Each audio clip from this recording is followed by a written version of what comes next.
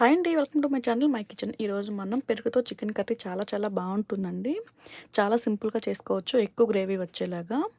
ముందుగా చికెన్ తీసుకొని శుభ్రంగా క్లీన్ చేసుకొని ఉప్పు, కారం, పసుపు యాడ్ చేసి ఒక 1 అవర్ మ్యాగ్నేట్ చేసి పక్కన పెట్టేసుకోండి. తర్వాత ఒక గిన్నె తీసుకొని అందులో ఆయిల్ వేసి ఆయిల్ కొంచెం హీట్ అయ్యాక సన్నగా తరిగిన ఆనియన్స్ వేసి బాగా ఫ్రై అయ్యాక మనం సన్నగా తరిగిన టమాటో వేసి బాగా ఫ్రై చేసుకోండి.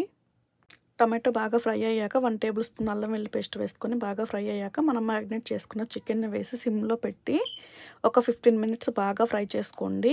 అందులోని ఆయిల్ అంతా బయటకొచ్చేలాగా చేసుకోవాలండి.